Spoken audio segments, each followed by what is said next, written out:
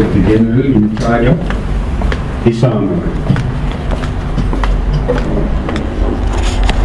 It was no Assistant Secretary General or agency heads of agencies.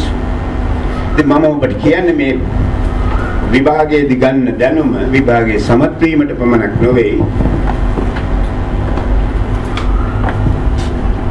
එවැනි අනාගතයකට පදනම සකස් කර ගැනීමට ඉවහල් වෙනවා. ඉතින් මේක තරගකාරී වෙහෙසෙන්න ඕන. සමහර විට අසාර්ථක වෙන්න පුළුවන්. නමුත් අසාර්ථක වෙනවා කියලා හිතලා නොවේසී ඉන්නවට වඩා හොඳයි උත්සාහ කළා උරගා බලන එක. එහෙමනේ ජීවිතය කියන්නේ. තව කරුණක් මට සඳහන් කරන්න අවශ්‍යයි. දැන් මම කරන දේශනවලදී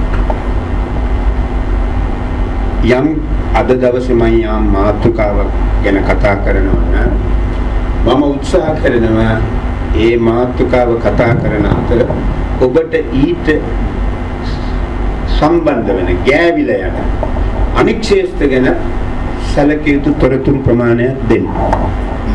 ඒවා ඔබේ අනික් විෂයන්ට ආධාර වෙනවා. රචනා ප්‍රශ්න වලට ආධාර වෙනවා. මම සාමාන්‍ය දැනුමට ආධාර වෙනවා. දැනටම මම කිව්වා ලංකාවේ පත්වෙච්ච මහලේකම් කෙනෙක් ජයන්ත දනපාල කැරියර් ඩිප්ලොමා. يعني ඔබ වගේ මේ විභාගයේ සමත්වල වෘත්ති රාජතාන්ත්‍රිකයෙක්. ඉතින් ඒ නිසා හොඳින් සවන් දෙන්න. ඒ දවසේ කතා කරන විෂයට අදාළ වෙන අනිත් තොරතුරු රාශියක් මම ඔබට සඳහන් කරනවා. ඒව ප්‍රයෝජනට ගන්න පුළුවන්. international relations කියලා තියෙනවා. ඔව් ඒක තමයි.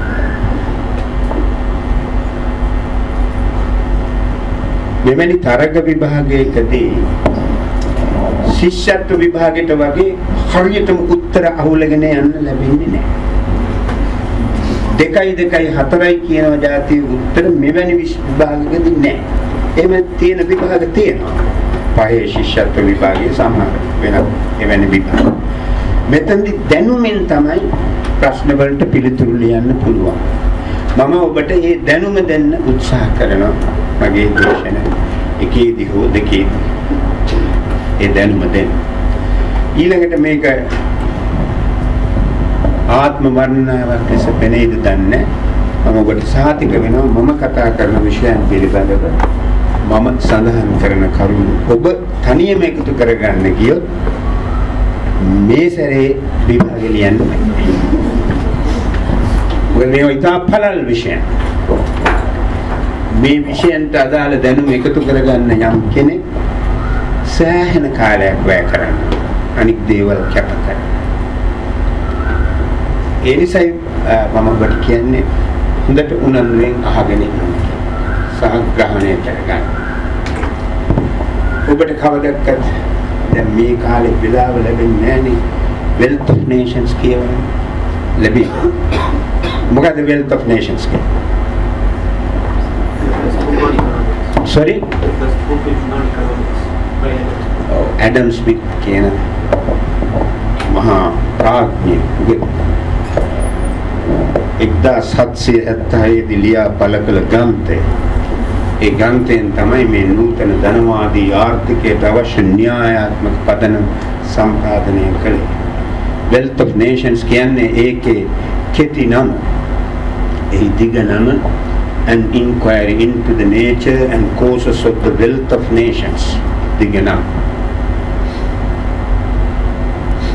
The Das Capital ගැන අහලා තියෙනවා. පොත දැකලා තියෙනවා.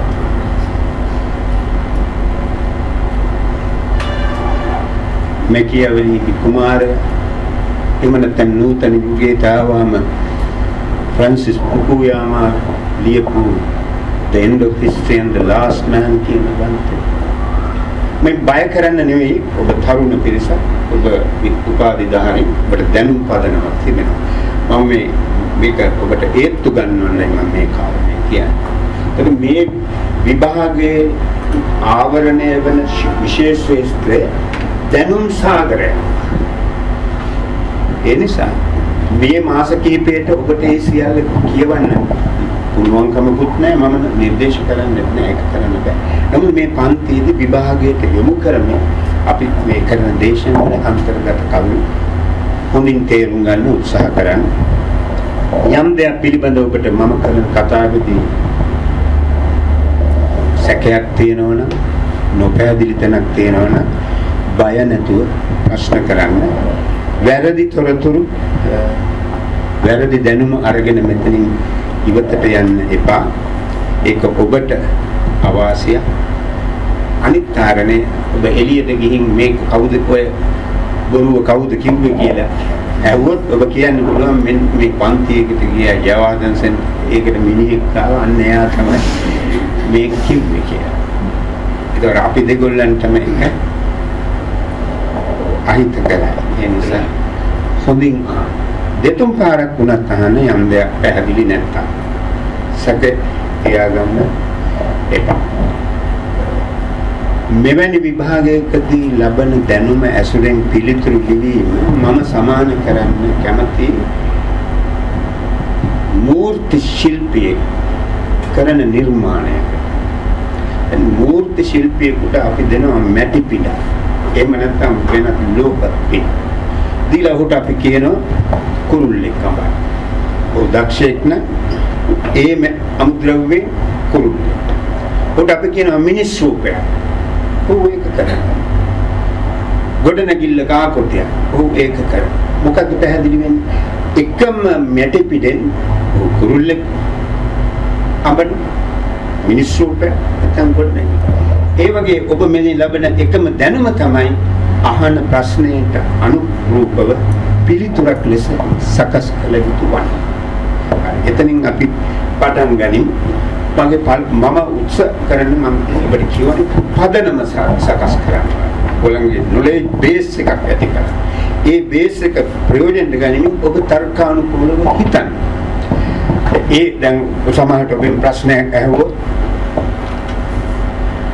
ඇමරිකාවේ අලුත් ජනාධිපති ප්‍රතිපත්ති ගැන මේ බේස් එකෙන් ප්‍රයෝජන ගන්න පුළුවන්. මම කියන්නේ ඒක අද දවසේ මේ දේශනෙන් පමණක් කරන්න පුළුවන්. මේ මැටි පිට දැනුම නැමැති මැටි පිට ප්‍රයෝජනයට අරගෙන විභාගයේදී ඔබට කියන මූර්තිය නිර්මාණය කරන්න. විභාගයේදී ඔබට කුරුල්ලෙක් අඹන්න කිව්වොත් කුරුල්ල අඹන්න ඒ මැටි පිටේ දැනුම නැමැති මිනිස් රූපයක් නම් මිනිස් රූපේ ගොඩනැගිල්ල ගාකුටියක් නම් ඒක. අපේ මේක තමයි අත්තිවාරම් දේශනය ෆවුන්ඩේෂන් ලෙක්චර් එක ඉන්ටර්නැෂනල් රිලේෂන්ස්. මොකද මේ ඔබ මේ පෙනී සිටින විභාගයේදී ඔබ තෝරා ගන්න ලබන්නේ ශ්‍රී ලංකාව සිසු රටවල් සමග පවත්වන සබඳතා කොහොමද ක්‍රියාත්මක කොහොමද පදනම් වෙන්නේ. දැන් නිදර්ශනයක් ඔබ දන්නවා ජිනීවා හරි පුළුල්ව කතා කරන මාතෘකාවක් නේ අපේ රටේ විවාහාරදී කියන්නේ ජිනීවා ප්‍රශ්න. මොකද්ද මේ ජිනීවා ප්‍රශ්න කියන්නේ? ජිනීවා කියන්නේ නගරයක්. ස්විට්සර්ලන්තයේ නගරයක්. ඒක ස්විට්සර්ලන්තයේ අගනුවරවත් නෙවෙයි. මොකද ස්විට්සර්ලන්තයේ අගනුවර? මොකද්ද මේ ජිනීවා? උටපටේ දැන් රේඩියෝ රූපවාහිනී ප්‍රවෘත්ති බැලුවොත් තියෙන වෙබ්සයිට් වලට ගියොත් ඉරිදා පත්තරවල මේ නගරයේ තමයි එක්සත් ජාතීන්ගේ මානව හිමිකම් කවුන්සිලේ මූලස්ථානයේ තියෙන්නේ. ඒ කවුන්සිලේ පිහිටුවාට පස්සේ 2009 ලංකාව LTT පරාජය කළාම ඒ කවුන්සිලේට එනවා යෝජනාවක් රෙසොලූෂන් එක ශ්‍රී ලංකාවේ ආරක්ෂක හමුදා LTT සමග කළ සටනේ අවසාන භාගයේදී යුද අපරාධ කළ war crimes. අතවලට යන කලින් මම පොඩ්ඩක් පැහැදිලි කරන්න. මොනවද මේ war crimes කියන්නේ?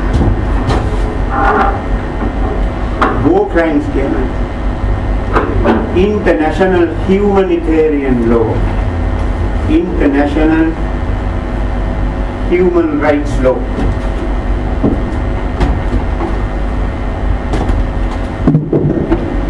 අන්තර්ජාතික මානුෂවාදී නීතිය අන්තර්ජාතික මානව හිමිකම් නීතිය.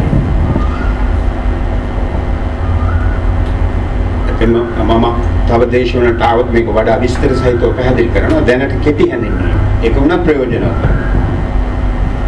මොකද්ද මේ රෙසලූෂන් එකකින් කිව්වේ? ලංකාවේ හමුදා තව අතිරේක කරුණක් කියන්නේ දෙන්නේ.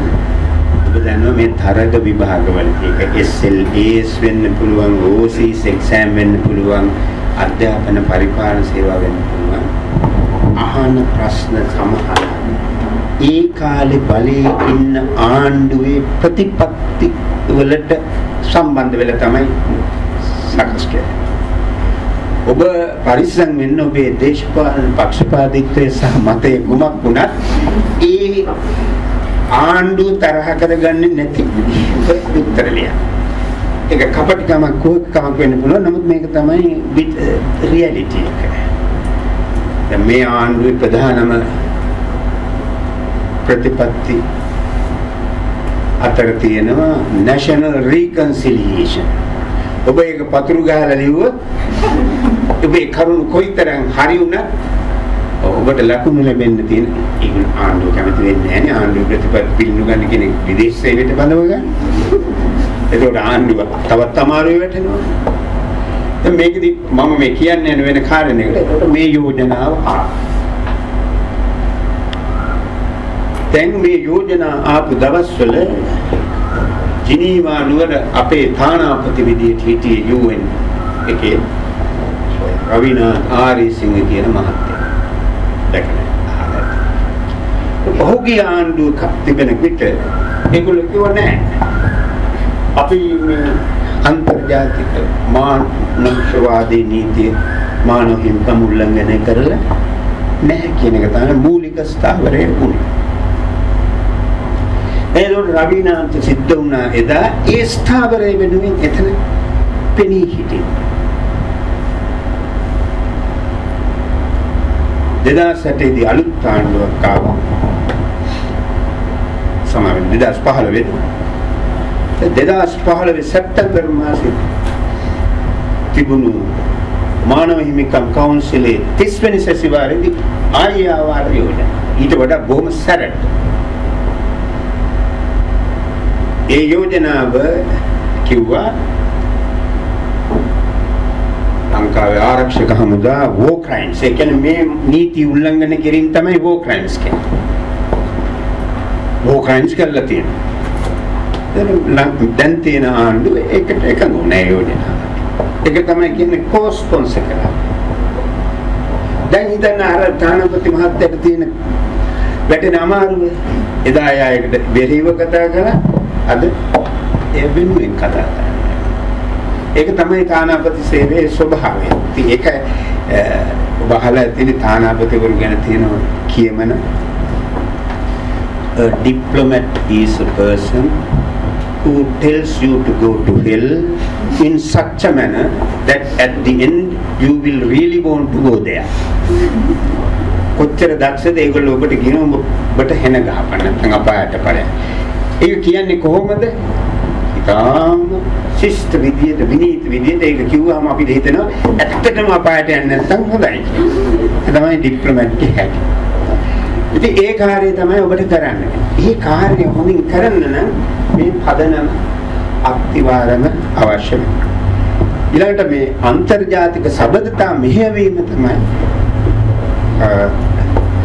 විදේශ අමාත්‍යාංශ නිලධාරීන්ගේ ප්‍රධාන කාර්යය වෙන්නේ. ඒව මෙහෙවන්න ඕන තමන්ගේ රටට හිතකර විදියට වාසිදායක විදියට. අන්න ඒ නිසායි අපිට මේ අන්තර්ජාතික සබඳතා ඉගෙන ගන්න වෙන්නේ. ඒ නිසායි විදේශ අමාත්‍යාංශයන් තියෙන්නේ.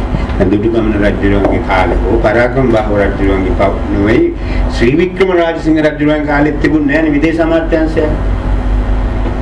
ඒ මොකද මේ අද වගේ විදේශ සබඳතා